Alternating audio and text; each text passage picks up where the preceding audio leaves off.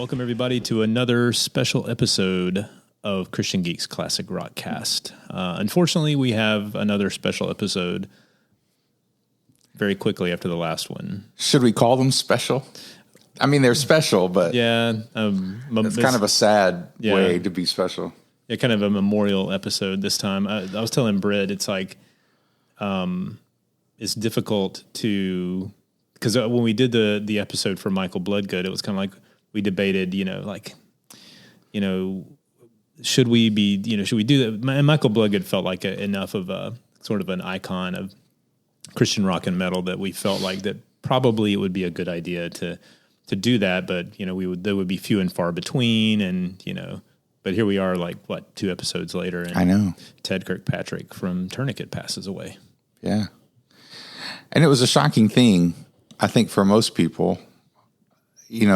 For those of us who are a part of that world, as we are, I don't know about more or less than anybody, but definitely as much as most people. Like we hadn't even heard that he was sick. Like that hadn't been put out at all, and it seemed like a really quick thing, like 4 months or something, where he was diagnosed with this title for a Tourniquet song. Like he was diagnosed with this like really kind of rare thing, it seemed like. And man, I mean, it's so sad. I mean, like I just remember waking up and seeing the post from his wife. And I think for most of us, it was a shock. And I don't know how many in the music world and industry knew. I don't think many did. It seemed like a shock to them too. So yeah, it was just kind of a shock. And, and as people started reacting, obviously there's 40, 50 years of history just in some cases. Yeah. I mean, it's been it's 40 years, 35 years maybe of history with some of these people, former bandmates, former friends, current friends, people that he had worked with, from Pastor Bob, and we can get to some of that in a minute, but it was just all sorts of different reactions. It seemed like most people were surprised. Yeah. I mean, obviously his family wasn't probably surprised, but then, I mean, and I guess because of the more sort of public nature of Michael Bloodgood's illness and the stroke and all that stuff, it was weird just to have this one sort of come out of the blue. And I think about people like Les Carlson, who, of course he's the singer for the band Bloodgood, but then he's toured with Tourniquet as their singer, over in Europe for a little bit. So I just think about how this has probably affected him, just to have this happen, like within 2 or 3 weeks. So it's very, very difficult. And Britt made a allusion to it just a few minutes ago. Allusion, is that the right word? I don't know. It works. You alluded to it. I did allude to it. But I found it ironic because, I mean, if you follow Tourniquet, I mean, Ted Kirkpatrick loves the medical terminology and, pathogenic ocular dissonance and all this stuff like that. And when I was reading through the post about what he passed away of, not that it's a joking matter, but idiopathic pulmonary fibrosis, I could not help but think, it sounds like a Tourniquet album. So I thought that would be a perfect name for like a tribute album or something down the road. So yeah, when you said that to me, I was like, that's a great idea, actually. I mean, and again, it's not mocking, but more of like an ode of like, you know what? It's like this is what took Ted to the other side. So let's celebrate his life on earth and his new life in heaven. So yeah, it was a shock. It was definitely a shock. So, some of the people that obviously reacted right away were, like you said, Les Carlson. Pastor Bob has a great little video that he did. It's a little bit more of a complicated situation. I think for Michael Bloodgood, I didn't know of any sort of conflict that he had with anybody. And I had only met him, as we said, in that episode, in that special episode, that tribute episode. I had only met him that once when we both met him, and he just came across as such a great guy, and maybe Ted would have as well. But that's one of those things you kept hearing about Michael Bloodgood is that, he was just the sweetest guy. And I'm sure Ted was too, but I just think in a creative endeavor, he definitely had some very passionate views. And that was kind of what Pastor Bob alluded to. Yes, it was an illusion. And he more than alluded to it, he just kind of talked about it because everyone, you would have to be a complete moron to not recognize his musical talent. Absolutely. His musical talent was off the charts. Some people called him a genius, but I remember when we got that first album, when my friends and I got that first album, it was like, the singer sounds like Gonzo from the Muppets, and the music is amazing, but that drummer, they took time with the drum sound. You could tell, it was so amazing. And then it just on another level with the second album, Psychosurgery. And so everyone knows that he's an amazing musician, and he can play the guitar and the bass. I think he can play some keyboards too. I could be wrong. But he could just play anything, write songs, and do such a great job. And then Pastor Bob just talked about that because he was also so passionate of a creative person that some people misunderstood it, and that's how Pastor Bob put it. And here's my take on hot take. I need that in I need a button for that. I need a button. We are in person, by the way, which is rare for us. It's awesome. And I have some new equipment that the Lord has. Seriously, it's just a total God thing. So, but there's little buttons on here that I could have put up sounding. But here's my hot take: is being in bands. It is so, and I've talked about this before, it's so rare to get a group of musicians and creatives together and it lasts at all. It's so difficult because people have different ideas, they have different visions, they have different styles, they have all this different stuff. And for the Christian industry, that can be helped with the passion and the mission, right? I would say maybe for Bloodgood's case, people who are so passionate about the evangelistic mission, that can kind of soothe some of that, right? But you're also not getting paid a whole lot in the Christian music industry. So this is not we're really successful and that'll keep us together. It was hard, and so for a lot of these bands that we talk to, you still see that it was hard, but we knew we were doing this for God, and that's a cool thing. But anyway, I'm just saying, I was a Christian musician, and at least I thought I was, and wrote songs and did all that sort of stuff. And man, you always get the one guy or the two guys or the band splits on a song or the band splits on a style or a direction. And we weren't even signed. It wasn't even like we were making albums, but you have to kind of come together somehow. And that's kind of what I saw going through the history of Tourniquet is there were also some incredibly talented people, primarily Gary Lanier, I believe, was just an incredibly talented person.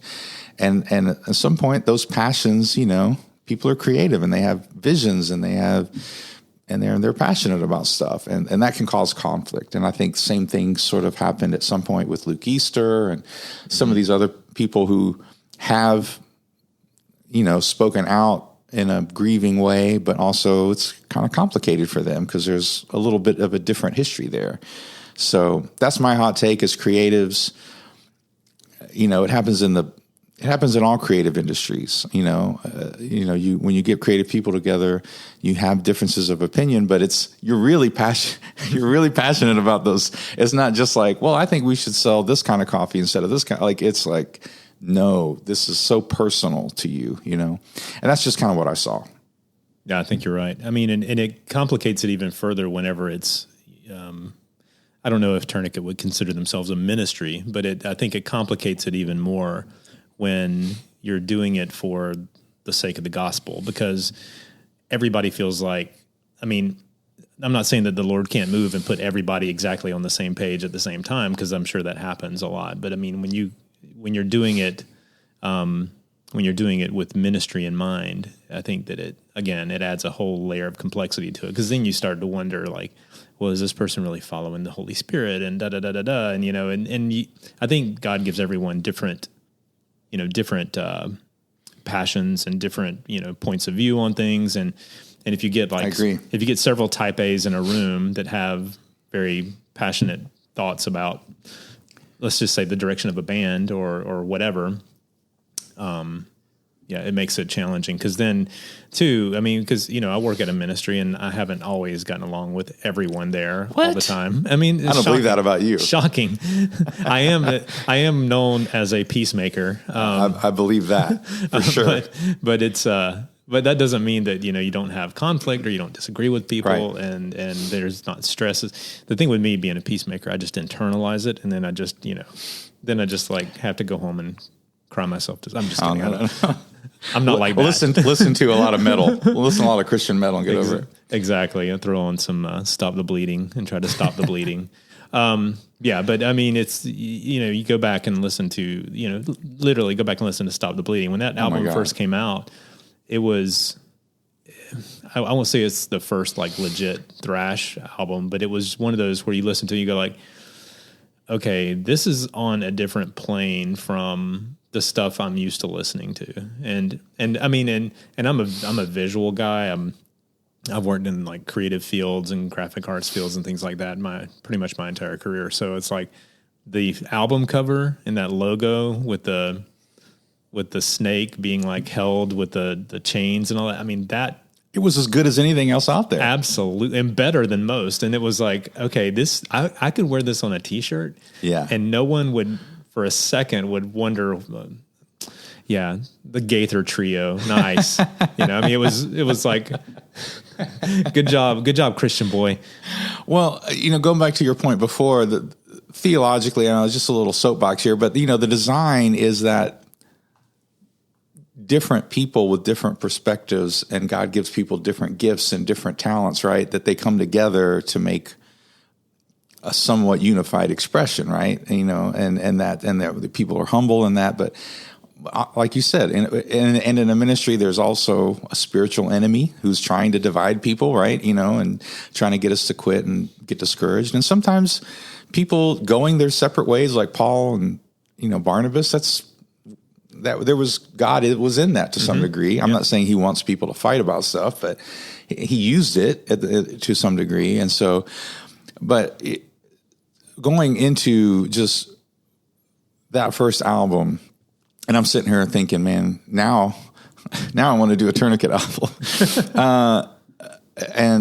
But those first two albums specifically, but definitely Stop the Bleeding, was as good as anything out there. And we've talked about this on the show here, that, man, having something that you could show your friends who are not Christians and they would be impressed with the musicianship and definitely those first two Tourniquet albums, I would say definitely, and a lot of the Tourniquet stuff, but those first two were something that you could show somebody and they would say, that's amazing. Who is that? And so, and especially as a drummer, and for Ted, to talk about him specifically, Ted, his ability and his talent with the drums as a musician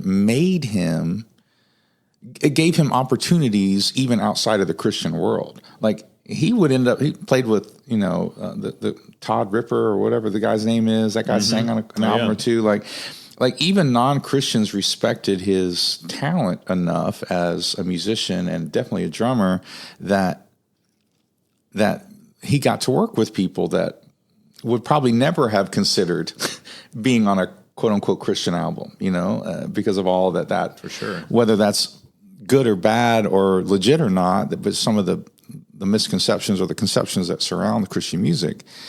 And so that really helps him. And I want to say this because a lot of people have said it, but we'll just say it too. As a young person, I don't think when Stop the Bleeding came out and they did a video for it, I don't think I had a real concept about cruelty to animals and in relation to what it meant for my faith. Mm-hmm. Right? I mean, like I would have considered, yeah, that's probably nice that we're not cruel to animals, but that's more like a tree hugger liberal thing. I mean, you know what I mean? That's probably what I would have thought at the time. But I think for these guys who are so passionate about Jesus and so talented to be able to also have a stance on animal cruelty that even carries over onto that Flood album. There's an amazing song on that Flood album that I think is, although Ted wasn't a part of it, but it obviously wasn't just Ted. Like there were other people involved in that band who really took this on as a cause. Anyway, that was a really eye-opening thing for me at the time. And I was like, I never really considered that.